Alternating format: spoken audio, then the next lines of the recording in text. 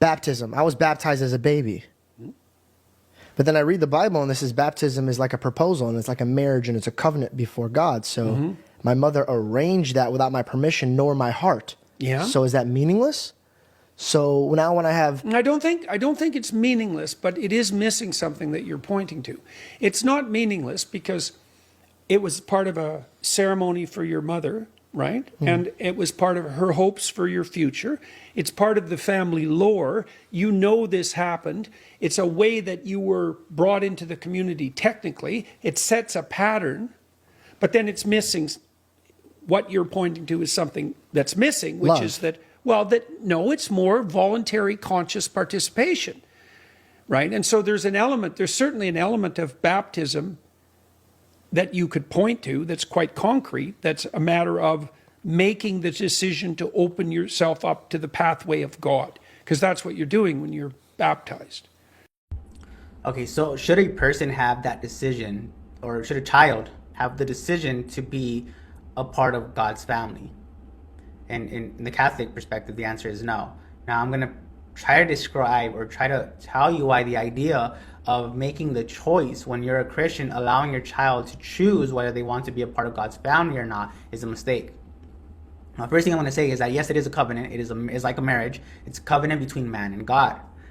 In Genesis chapter 17, verse 7 through 14, you see the covenant that God made with Abraham.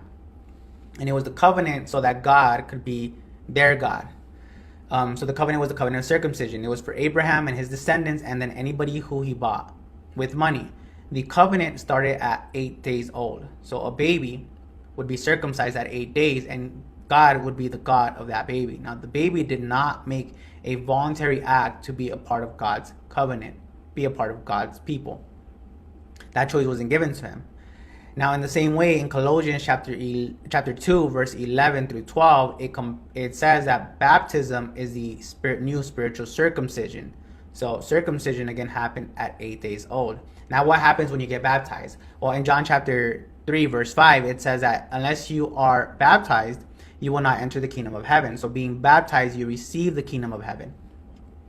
And the kingdom of heaven is like a man scattered seeds on the ground night and day, whether he slept or got up. The seeds sprout and grew, though he did not know how. So likewise, if a child is baptized, something will grow in him, faith. Now, just like in Genesis chapter 17, verse 7 through 14, a baby does not get to make the decision to be a part of God's people.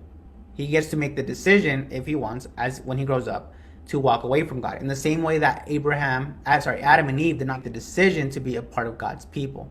They made the decision to disobey God and walk away from him. That was the decision that was made. Now, I can also give you an example of a man who had two sons, and one was born in the United States and another one was born in a different country. I'll use Mexico since that's where my culture comes from. So the child who was born here in the United States grew up.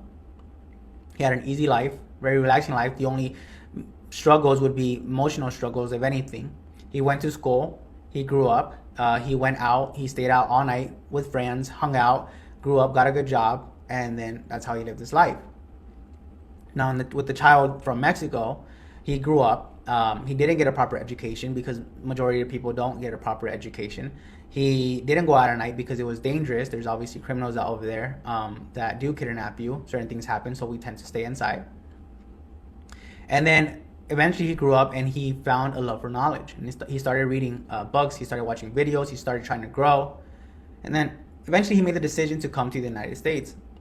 He learned about our history, he read the Bill of Rights, he read the Declaration of Independence, the Constitution, and then applied for residency. And he became a resident of the United States. He made the choice to come to the United States. Now, who had the bigger blessing? The one who was born in the United States or the one that made the decision to come into the United States? Even though the one who was born in the United States never really acknowledged the kind of gift that he had since he was a baby born in this amazing country. Likewise, if you choose to allow your child to make the choice to go into the family of God, who do you think is going to have a bigger blessing? The one who made the choice or the one who was born into it?